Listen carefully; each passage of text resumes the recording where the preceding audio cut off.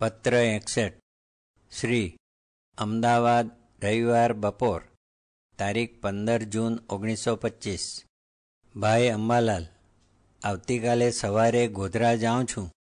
ભવિષ્ય અનિશ્ચિત છે, પણ થોડા દિવસ ગોઠે તો તમારા જંગલોની હવા ખાવાની વૃત્તિ છે, એટલે 2 દિવસ ગોધરે રહી બુધવારે સવારે 8:50ના ફાસ્ટમાં નીકળી ત્યાં આવું છું.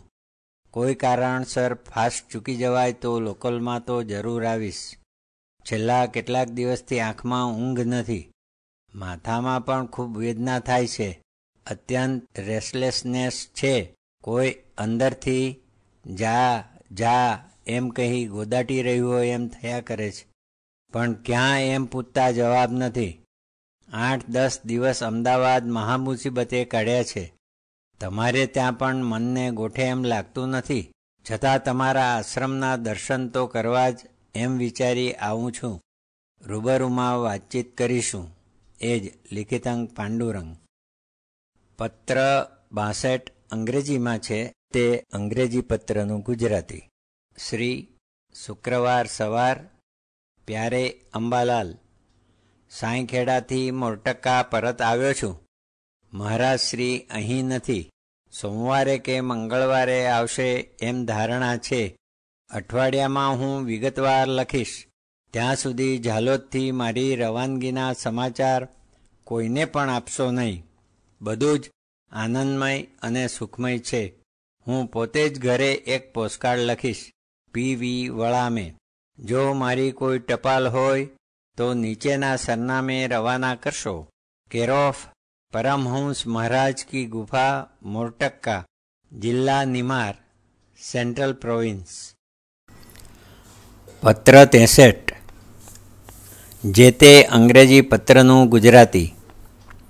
શ્રી શુક્રવાર સાંજ 4 જુલાઈ 1925 પ્યારે મોદી, મોરટક્કા આવ્યો છું. અઠવાડિયા 1માં વિગતવાર લખીશ. બધું સુખમય અને આનંદમાં છે. મસ્તક શૂળ બધું જ ગયું. બનતી ત્વરાએ મની ઓર્ડરથી ₹10 મોકલશો. મહાત્મા ફરમાવે છે કે અમદાવાદ કે ગોધરા હજી બીજા 3 વર્ષ સાધનામાં ગાળો. ભાઈ કેશવલાલને વંદન. પી.વી. વળામે. સરનામું: કેર ઓફ પરમહંસ કી ગુફા, મોરટક્કા, જિલ્લા નિમાર, સેન્ટ્રલ પ્રોવિન્સ. પત્ર 64 અંગ્રેજીમાં.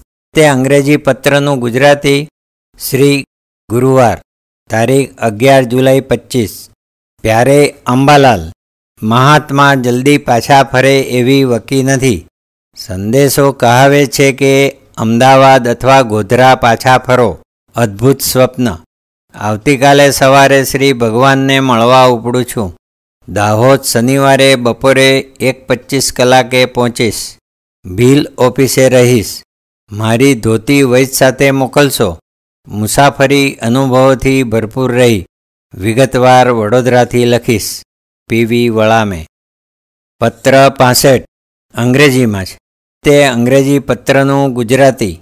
શ્રી શુક્રવાર સવાર 11 જુલાઈ 1925 પ્યારે મોદી, આજ બપોરે વડોદરા જવા નીકળું છું. મની ઓર્ડર હમણાં જ મળ્યું. ઘણા સ્થળોએ ગયો અને ઘણા માણસોને મળ્યો. કદાચ રતનલાલની પાસે જાઉં. બધું જ તંદુરસ્ત, ઉત્તમ અને આનંદ છે. વિગતવાર શ્રી ભગવાનને મંગળવાર સુધીમાં મળી લખીશ. બધો જ પત્ર વ્યવહાર નીચેના સરનામે મોકલવો. તમારો અત્યંત આસ્થાવાન પી.વી. વળામે. કેર ઓફ વિશ્વનાથ સખારામ, વિઠ્ઠલ મંદિર, ગોધરા. પત્ર 66 શ્રી કેર ઓફ માધવ વિજય સંસ્કૃત પાઠશાળા, રણાપુર, નર્મદા તટ, પોસ્ટ સિનોર વાયા મિયાગામ. 24 જુલાઈ 1925 ભાઈ અંબાલાલ, દિલગીર છું કે પડીડ્યું ન હોવાથી લાંબો પત્ર લખી શકતો નથી, અને હવેથી તો સાદા પત્ર માટે પણ રિપ્લાય કાર્ડ મોકલશો તો જ જવાબ મળી શકશે. કેમ કે મેં તદ્દન નિષ્કાંચન સ્થિતિમાં રહેવાનો નિશ્ચય કર્યો છે. સાંઈખેડામાં ખૂબ મેળો ભરાય છે, પણ કોઈને પણ આધ્યાત્મિક પ્રેરણા મળી શકતી હોય એમ નથી લાગતું. મને તો બધો પ્રકાર જોઈ ઘૃણા જ ઉપજી. રતનલાલના મહાત્માજી દેવાસથી મુંબઈ જવાના હતા. મેં પત્ર લખી પૂછાવેલું, પણ પાછા વળવાની આજ્ઞા થઈ. રહીને ફાયદો પણ ન થાત, એટલે ભગવાનને મળવા વડોદરે નીકળ્યો. તમે દૂરંદેશીપણું વાપરી ઝાલોદથી દાહોદની ટિકિટ ન કાઢી આપી હોત તો ગાડરવાડા સુધી પણ ન પહોંચી શકાત. ગાડરવાડાથી સાંઈખેડા 101 માઇલ છે. મોટર જાય છે, પણ પાસે પૈસા ન હોવાથી પગે જ રપેટ કરી આવ્યો. હરદામાં એક સારા મહાત્માની મુલાકાત થઈ. પાછા આવવાના પૈસા ન હતા. સાંઈખેડાના મહાત્મા જેને જે માગે તે આપે છે. ચમત્કારથી નહીં, પણ કોઈને કહીને. પણ યાચના કેમ કરાય? પાસે ઘડિયાળ હતું. એક શીખ સાથે હતો. તેને કહ્યું કે મોરટક્કા જવું છે, ત્યાં સુધીનું ભાડું નથી. ઘડિયાળ રાખી થોડા પૈસા આપીશ. કેટલા? મેં કહ્યું કે મેં ઘડિયાળના 20 રૂપિયા 8 આના ખર્ચ્યા છે, પણ તું જે આપું તે મારે કબૂલ છે. શીખે 8 રૂપિયા આપ્યા. મોરટક્કા મોદીને લખી ₹10નો મની ઓર્ડર મંગાવી વડોદરે આવ્યો. ભગવાને કહ્યું, તમને મારે કંઈ જ કહેવાનું નથી. માત્ર તમે એકાંતનું સેવન કરો ને જે સ્થિતિમાં 2-3 કલાક રહી શકો છો તે જ સ્થિતિમાં 24 કલાક રહેવાનો અભ્યાસ કરો. ખૂબ આનંદથી 3 કલાક વાતો કરી. તેમને મળવાની પ્રેરણા મોરટક્કે થયેલી. વડોદરે એકબીજા ઘણા જ ઉચ્ચ કોટીના મહાત્માને મળ્યો. ભગવાનની સલાહ પ્રમાણે તદ્દન અયાચિત વૃત્તિથી રહેવાનું નક્કી કર્યું છે. અહીંથી 10 માઇલ દૂર રતનલાલે એક સ્થાન જોયું છે. ત્યાં ન બને તો 3 ઋતુ માટે 3 સ્થાન નક્કી કરી રહેવું. 15 દિવસે ઘેરને 8 ભગવાનના સમાગમમાં, બાકીનો સમય એકાંતમાં. પત્ર રતનલાલના નામ પર આવું ક્રોસ ચિહ્ન કરી મોકલશો. ઘેર પત્ર લખ્યો છે. લિખિતાંગ પાંડુરંગ. પત્ર 67. શ્રી કેર ઓફ માધવ વિજય સંસ્કૃત પાઠશાળા, રણાપુર, નર્મદા તટ, પોસ્ટ સિનોર વાયા મિયાગામ. ભાઈ મોદી, મારા બંને પત્રોથી તમને નિરાશા જ ઉપજી હશે, પણ હું શું કરું? અહીંયા પરબીડિયાનો દુકાળ છે, એટલે લાંબો કાગળ લખી શકતો નથી. ખૂબ ફરી આવ્યો. વ્યાસે તમને કંઈ લખ્યું જ હશે. એમને પણ લાંબો પત્ર લખવાનું વચન આપ્યા છતાં હજી લખી શક્યો નથી. હવેથી તો સાદા પત્ર માટે પણ જોડિયું કાર્ડ મોકલશો તો જ જવાબ લખી શકાશે. કારણ કે મેં સાવ નિષ્કાંચન સ્થિતિમાં રહેવાનું નક્કી કર્યું છે. 8 દિવસ પર ભગવાનને મળવા વડોદરે ગયેલો. ભગવાન સાથે આ મારી 3જી મુલાકાત. પહેલી 2 મુલાકાતોમાં નહીં જેવું જ સંભાષણ થયેલું, પણ મારી ગેરહાજરીમાં મારે વિશે તેઓ ભાવથી પૂછપરછ કરતા મળવા આવેલા કોઈ આદમી માટે તેઓ પછીથી ભાગ્યે જ પૂછપરછ કરે છે. આ વખતે અમે ખૂબ વાતો કરી. તેમણે મને જોતાં જ કહ્યું કે તમે આવ્યા તે સારું થયું. 4 દિવસ પર બાબુ, મારો એક મિત્ર જે એમનો શિષ્ય છે, તે આવ્યો હતો. તેને મેં તમારા વિશે પૂછેલું. તમે જે સ્થિતિમાં 2-3 કલાક રહી શકો છો તે સ્થિતિમાં 24 કલાક રહેવાનો અભ્યાસ કરો. તમે પકડેલો માર્ગ બરાબર છે. અમે એકબીજા સાથે ખૂબ ચર્ચા કરી. તેમણે હું જાણું છું તે અનુભવ સિદ્ધ છે કે કેવળ વાક સિદ્ધ જ તેની ખાતરી કરી જોઈ. બધી વાત રૂબરૂમાં. તેમને મળવાની પ્રેરણા તો 2-4 વાર થયેલી, પણ આજ સુધી એવો પ્રસંગ ન હતો મળ્યો. તેમની સલાહ પ્રમાણે મેં કેવળ અચાહિત વૃત્તિથી રહેવાનું નક્કી કર્યું છે. રતનલાલે અહીંથી 10 માઇલ દૂર એક સ્થાન જોયું છે. તે જોયા પછી કાયમનો સ્થાન નિશ્ચય થશે. હરદાના એક પરમહંસનો પણ અનુગ્રહ મેળવ્યો. મોરટક્કા ગુરુ પૂર્ણિમાને દિવસે સ્વપ્ન થયેલું, તેમાં પણ આ જ આદેશ. મુસાફરીમાં ચારેક સારા સંતોનો સમાગમ કર્યો. જો રતનલાલે જોયેલા સ્થાનમાં રહેવાનું ન બની શકે તો 3 ઋતુ માટે 3 સ્થાનો નક્કી કરવા. વરસમાં 15 દિવસ માતૃસેવામાં, 8 દિવસ ભગવાનના સમાગમમાં અને બાકીનો વખત એકાંતમાં.